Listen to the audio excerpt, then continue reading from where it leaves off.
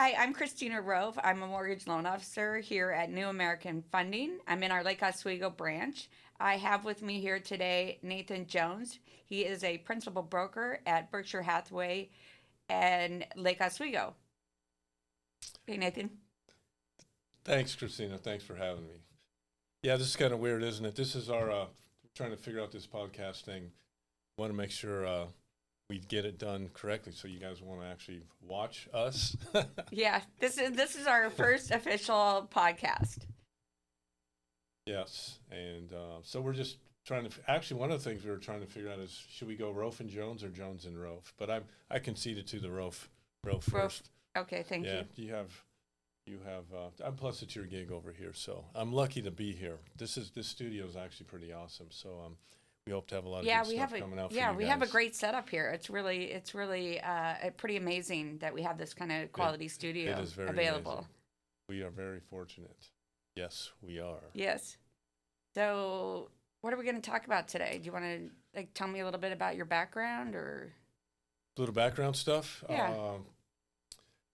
Yeah, I know we're supposed to you got all these guru guys and the coaches talk about you have to promote yourself and all that stuff. I've just never really been comfortable with that, but I guess it's, if someone's going to want to do business with a certain person or whatever, you got to know they know what they're doing, right? Yeah. Well, how long have you been in the business? Yeah, so let's start with that. Sure, thanks. 30 years.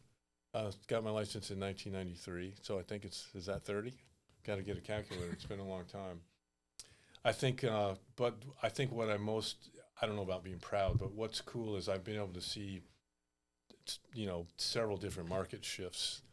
And so, not to harp on what's going on right now, but there's a lot. I mean, there's more agents now in the country than there's ever been, total. There's I can't remember, it's 1.7 million or. Oh, wow. Or 2. That's a lot. Yeah, there's literally over 1 million agents. And so you had a certain percentage of those agents came into the marketplace in the last couple of years, and they've just never seen a down market. To them, it's a down market. For us guys that have been around for a while, the veterans, it's just going back to normal. Business as usual. Oh yeah, it's just not a big deal. You just have to know how to communicate that to our clients. Yes, it's been the same in the mortgage industry as well. Like an influx of loan officers during what was our refinance boom with historic low rates, Yeah. and now that rates have gone up, we're seeing the same thing. We're seeing the same. So you've been in the industry how long? So I started technically I started in 1994. 94. But Wow. I was a loan officer at the start of 1995. Were you 12? Yes, I was 12 years old. Thank you for that. Did you were you old enough to get a license and you Yes, faked it going into the military? Okay, so I was old enough, and I had graduated college, and then I was a licensed tax preparer, and then I took a position as doing loan processing. Oh. Because it was a refinance boom during that time, and I needed some part-time money. I was 24, and I went and got hired, and then they said, "Do you want to be a loan officer?" And I said, "Sure." And that's all you needed back in those days. That actually is cool. So the business from the ground up versus just not just the sales end of it. That's actually pretty good. That's cool. So you can talk to your clients about stuff like that, right?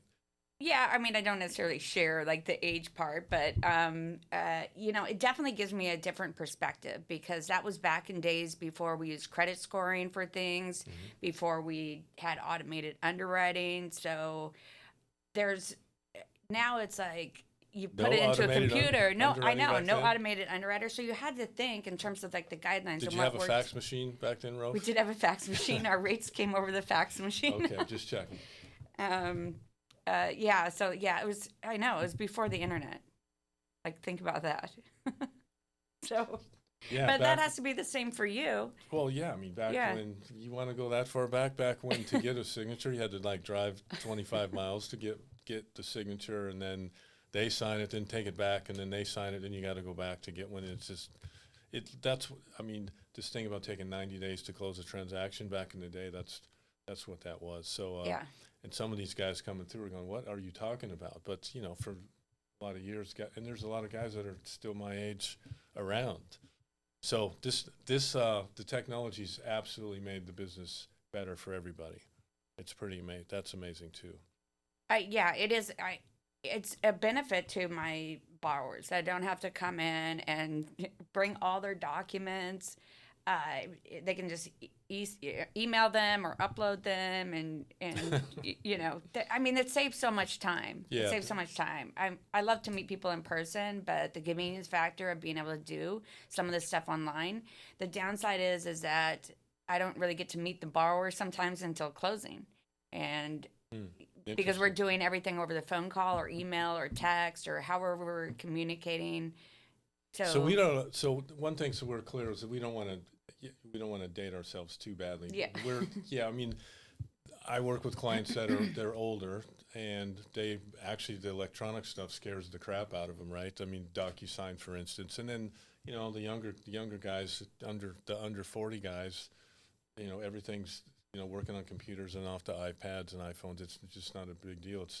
It's a way of life, and they don't know any other way. So the good news is we're able to work with everybody. Yeah, it's just right? it's just a matter of finding what technology or what their technological what is that? The experience of what it is. Experience is a good word. I was going to say tolerance, but well, it's like, not a good word. I ask people, like, do you text message? Like, that's a basic thing. It's like, Yeah. okay, I'll text my information to you, or I can get a feel for how computer literate, I guess, and work around that, adapt to it. Yes. So yeah, so that's so this podcast thing is again is what we're trying to do too, is we want to make sure we're bringing up topics that are relevant and that you guys actually want to hear about. So I already said it, so you'll actually want to watch our stuff. Yes, if you have any suggestions, please put it in the comments, and like and subscribe to whatever YouTube channel that we're going to be coming out with. We don't have it all set up yet, but please offer any suggestions of what is of interest to you. You sure you wanted to say we're not set up? We are. Oh, okay. We're totally set up, and everything is great, and we have it all figured out. Yeah, we actually have a spot. We do have a spot on the YouTube. I retract my last statement. Yeah. So, so Rolf, so what else do you like to do besides do real estate? Loans. Lending. I like being active. I got a little too active with my skateboard, and I heard you fell off the skateboard. Yes, I had an accident. It's my very first skateboarding accident. Were you wearing your helmet, Rolf? I'm from the days that you didn't wear helmets. Oh, so okay. No, I No had helmets? no helmets. No. Are you gonna wear a helmet from now on? I don't know that I'm going to change that. I wear a helmet when I wakeboard or snowboard. So yeah, I was enjoying playing golf and enjoying the summer, and then so this changed things a little bit. How about you? How about me? What do I like to do? Yeah. All my friends know that I like to golf a lot. So if you see my post up, usually it's going to be a golf post. So that's kind of my thing, is to play bucket list golf courses, travel around, and on my days off and What is the top bucket list golf course? Top number one bucket list golf course. It's got to be St. Andrews. Oh, really? Okay. Home of golf. Yeah. Yeah. I actually had a chance to go. One of my office mates' friends invited me.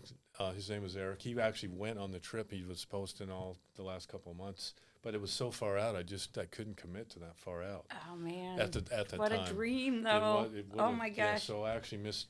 Maybe that might have been the opportunity of a lifetime. You don't know. Maybe someone out there can get you on the course. Yeah. And then Pebble Beach. Probably want to play Pebble Beach because it's close to home. It's just right down the I-5. I was supposed to play Pebble Beach. You were? Yes, and it got rained out. I was down in California on a business trip, and a company business trip, and we were scheduled to play, and can't remember where we played instead, but yeah, that was a little disappointing to miss out on that opportunity, because it was definitely an opportunity. So you got rained out? Is that what you're saying? It rained out, like the course. Wow. I don't remember. This was like 20 years ago or something like that. But yeah, it only rains down there a couple times. Like out of 365 days, what? You get 300 days of. You were I unlucky don't remember that day, all the specifics, but the golf course changed. That's what I was told. So, All right, so skateboarding and golfs. So how do we so what's happening in the marketplace, do you think? in the marketplace, These like in guys, general, if these guys want to get back to the real estate thing. so in general, I think we've all recognized that there's been a little slowdown in terms of activity. I would say, would you agree with that? Yeah, well, I'll tell you what, it's when you say slow down, I think it was going so fast that it was an abnormal fast. So I guess you could, I mean, technically it's slowed down from where it was, but it's not. I just want to be clear that it's just getting back to normal. Yeah, you're right. Slow down, maybe it's not the correct terminology. It was pretty crazy, is what it was. It was like out of control, ask over bid. You're talking about $100,000 asking on a $500,000 house with 12 people competing, or Yes. or 26 people competing. That kind of offer situation. Yeah, so that market's it's just It's dried gone. up. Yeah, It's not the same. It's not the same. it is not the same. So Which I think is good news. I think it's more of a natural market condition environment. Or do you not agree? Okay, we might need to. well, I mean, if it depends on. I mean, obviously it was good for sellers, but but it exacerbated the problem of. I mean, sellers have to buy too, so they'd sell their house for absorbent amounts of money, but then they turn around trying to buy something, they're in the same spot. So when it evens out a little bit, you have more homes to choose from, and you don't have to.